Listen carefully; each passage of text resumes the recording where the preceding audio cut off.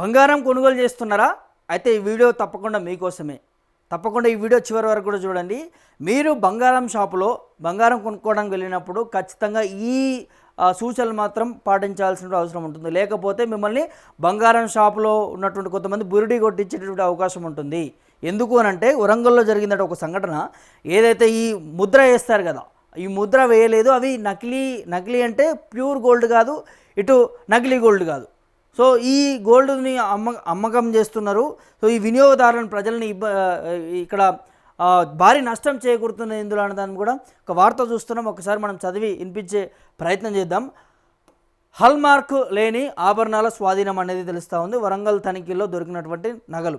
So నాణ్యత, స్పష్టత ప్రమాణాలు పాటించకుండా బంగారు ఆభరణాల విక్రయాలు జరుగుతున్నట్లు అందిన ఫిర్యాదుతో బ్యూరో ఆఫ్ ఇండియా స్టాండర్డ్స్ అంటే BIS విభాగం అధికారులు వరంగల్లోని బంగారం దుకాణంలో తనిఖీలు నిర్వహించారట. అయితే నాణ్యత ప్రమాణాన్ని ధృవీకరించే హాల్మార్క్ యూనిట్ ఐడెంటిటీ ముద్ర లేకుండా ఓ దుకాణంలో ఆభరణాలు విక్రయించడాన్ని అధికారులు గుర్తించారట.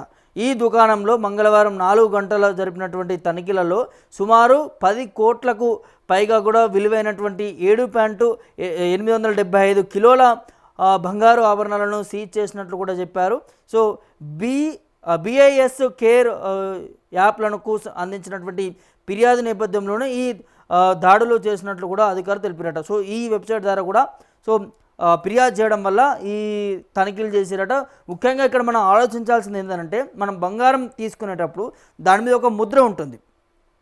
ఆ KDM ముద్ర సంథింగ్ ప్రభుత్వానికి సంబంధించిన ముద్ర ఉంటుంది. ఆ ముద్ర ఉంటేనే అది నాణ్యతతో కూడినటువంటి బంగారం అనేది తెలుస్తున్నది. చాలా వరకు కూడా కొంతమంది ఆ ముద్ర లేకుండానే తీసుకుంటూ ఉంటారు, బంగారం అమ్ముతూ ఉంటారు, కొనుక్కుంటూ ఉంటాం. సో దానివల్ల ఏం జరుగుతుందంటే కొన్ని రోజుల తర్వాత బంగారం అనేది ఆ నాణ్యత కోల్పోయి అది బంగారం పెచ్చులుగా ఊడడం కావచ్చు, లేకపోతే ఆ షైనింగ్ అనేది తగ్గడం కావచ్చు. అట్లాంటి సాంకేతిక సమస్యలన్నీ కూడా చూస్తుంటాం. సో దానికి మెయిన్ కారణం ఇదే, నాణ్యత లేకపోవడం, స్పష్టత ప్రమాణాలు పాటించకుండా ఇష్టం వచ్చినట్టుగా ఈ బంగారాలు అనేవి విక్రయిస్తూ ఉన్నారట. సో ఈ ముద్ర ఉంటే ఏం జరుగుతుంది అంటే ఖచ్చితంగా టెస్టింగ్ జరుగుతుంది.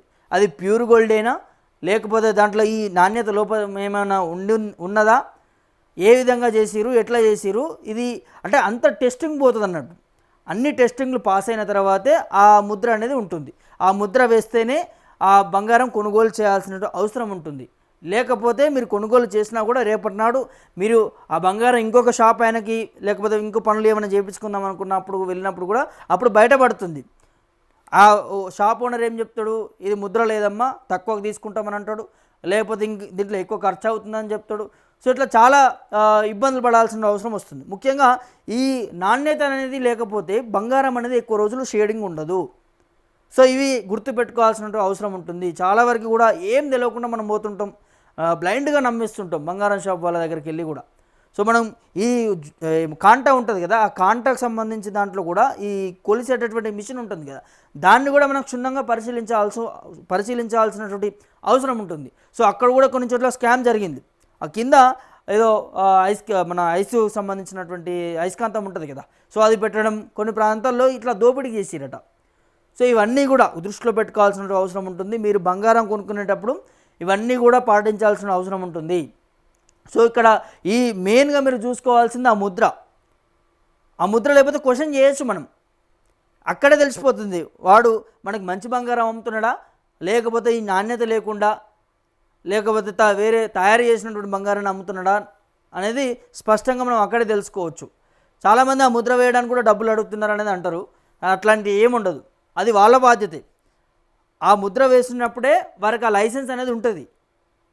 లేదు అంటే లైసెన్స్ లేక నడుపుతున్నారంటే పోలీసులకు సంబంధించి వీరికి మనం కంప్లైంట్ చేయాల్సిన అవసరం ఉంటుంది. BISకి సంబంధించినటువంటి విభాగానికి కంప్లైంట్ చేయొచ్చు. ఆ పోర్టల్ ఉంటుంది, ఆ పోర్టల్ హెల్ప్ లైన్ నెంబర్ ఉంటుంది.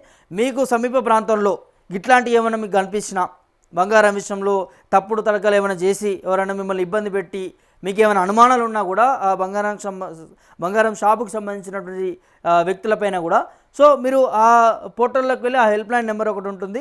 ఆ హెల్ప్ లైన్ నెంబర్ ద్వారా మీరు కాల్ చేసారు అనుకో, సో సంబంధిత అధికారులు వస్తారు, ఈ విధంగా రైడ్ చేసి ఆ షాప్ పైన యాక్షన్ తీసుకుంటారు. సో మీరు ప్రతిదీ తెలుసుకోవాల్సిన అవసరం ఉంటుంది. ఎందుకంటే మనం కొన్ని లక్షలు పెట్టి తీసుకుంటున్నాం బంగారం, ఇప్పుడు చాలా రేటు పెరిగింది 1,50,000 పైన ఉన్నట్టున్నది, చాలా రేటు పెరిగింది. సో అట్లాంటప్పుడు చాలా సూచనలు పాటిస్తూ బంగారం తీసుకోవాల్సిన అవసరం ఉంటుంది. సో ఈ వీడియో చూస్తున్నటువంటి మీరందరూ కూడా ఏమనుకుంటున్నారు, మీరు మీ సమీప ప్రాంతంలో ఏమైనా ఇట్లాంటి సమస్యలు ఏమైనా తలెత్తుతున్నాయా ఏంటి అనే దాని మీద కూడా ఒకసారి కామెంట్ రూపంలో తెలియజేయండి.